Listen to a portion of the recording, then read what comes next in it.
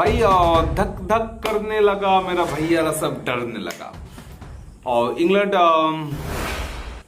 Outstanding ভাই, outstanding. আর পুরোপুরি ইংল্যান্ডের তরফ থেকে আমি যদি কাউকে কিছু বলি তাহলে জো রুট 99 রান,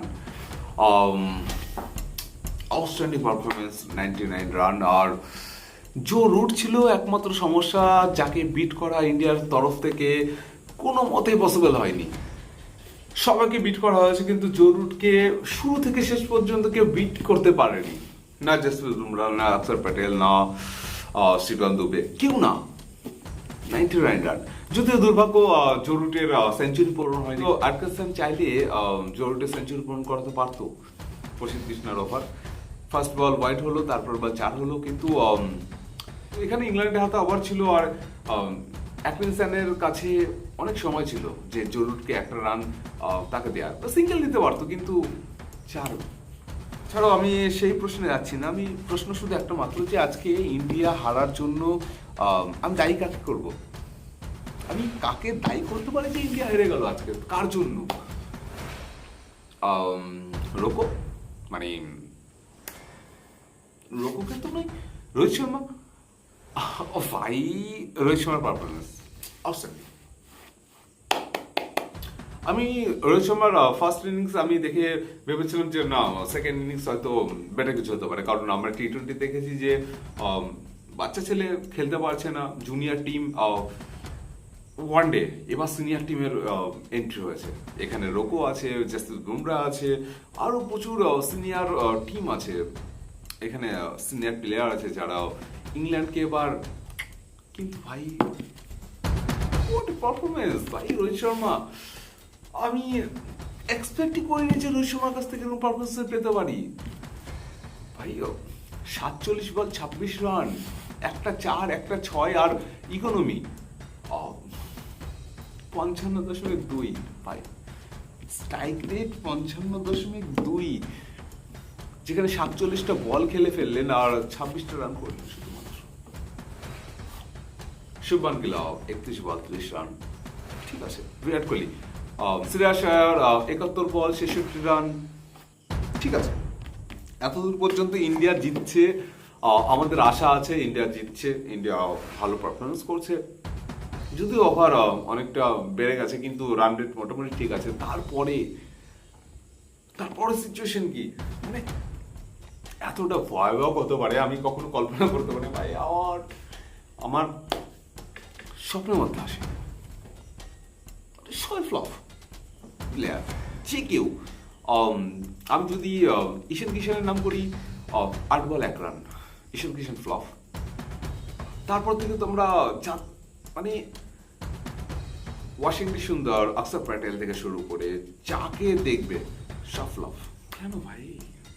শুধুমাত্র একমাত্র জসপ্রীত বুমরা ছিল আউটস্ট্যান্ডিং পারফরমেন্স। একজন মেন বলার হিসাবে উনি এসে যা পারফরমেন্স দেখিয়েছেন, আর সব থেকে আমরা যে গড স্ট্রাইক রেট যদি দেখি ইংল্যান্ডের বিরুদ্ধে আজকে সেকেন্ড ওডিআই স্ট্রাইক রেটের মধ্যে জসপ্রীত বুমরা সব থেকে বেস্ট। আর আউটস্ট্যান্ডিং পারফরমেন্স, 13 বল 20 রান, তার মধ্যে 4, 6 সব কিছু আছে। আর ইকোনমি যদি দেখি আমরা 153, ভাই 153 স্ট্রাইক রেট।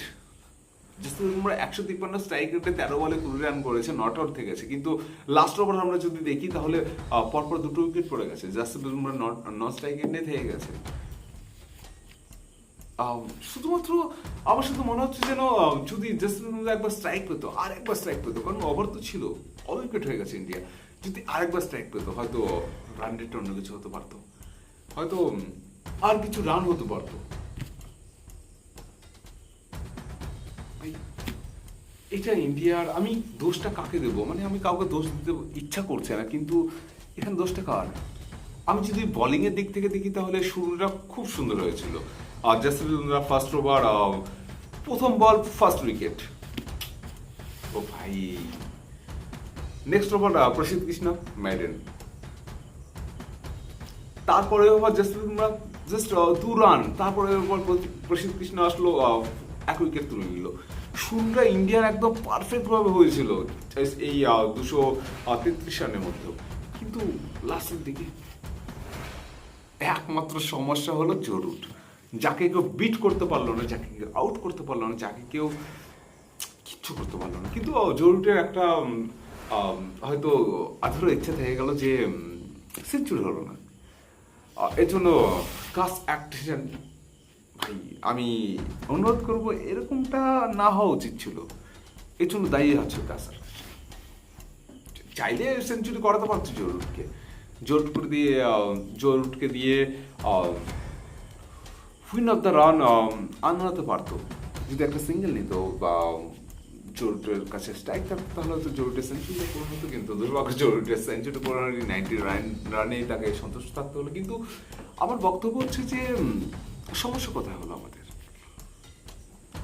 আমাদের বলারের দিক থেকে আকসার প্যাটেল ভালো বল করেছে, সবাই মোটামুটি প্রায় 6-7 কিলোমিটার দিয়ে গেছে, কিন্তু আমাদের যে রান রেট, আমাদের যে টোটাল রান ছিল সেই রানটা ছিল কম, 233 রান। এটা ওডিআই এই যুগে এই সময়ে এটা কোনো রানই হতে পারে না। এর জন্য দায়ী কে? আপনারা ঠিকই বুঝছেন এর জন্য দায়ী কে, আর আপনারা কাকে দায়ী করবেন আর সেটা প্লিজ একবার কমেন্ট করে আমাকে জানান যে এর জন্য দায়ী কে হতে পারে। আমাদের মিডল অর্ডার, আমাদের ফিনিশার, আমাদের স্ট্রাইকার, এর জন্য দায়ী কাকে আমি করতে পারি? আমাদের মিডল অর্ডার, স্ট্রাইকার না ফিনিশারদেরকে। কারণ বোলিংয়ের তরফ থেকে বোলিং পুরোপুরি সঠিক হয়েছিল, আর বোলিংয়ের তরফ থেকে আমি কাপড় বলতে পারছি না, কিন্তু আমাদের যে টোটাল রান, সেই টোটাল রানটাকে আমরা এত ছোট করে দিয়েছি যেখানে একদম ইংল্যান্ডের পক্ষ থেকে ইজি হয়ে গেছে সেটাকে কভার করা। আমি প্রথমে বলেছি যে বাচ্চু খেলতেই নাই ইংল্যান্ড, সেরকম যে রোকো এসে আমাদের ওডিআইগুলোকে আমাদের প্রেস্টিজটাকে বাঁচাবে, কিন্তু সেকেন্ড ওডিআই এসে আমরা এটাই বুঝলাম যে আমাদের অস্তিত্ব কোথায়। প্লিজ আমাকে কমেন্ট করে জানান যে এর জন্য দায়ী কোথায় হতে পারে, কি আমাদের সমস্যা হতে পারে, আর আমাদের কোনো চেঞ্জিংয়ের প্রয়োজন আছে বা আমাদের সমস্যাটা কোথায়। প্লিজ একবার কমেন্ট করে জানান। থ্যাংক ইউ, আর ভালো থাকবেন, সুস্থ থাকবেন, আর নেক্সট ভিডিও দেখার জন্য প্লিজ চ্যানেলটাকে সাবস্ক্রাইব করে দেবেন।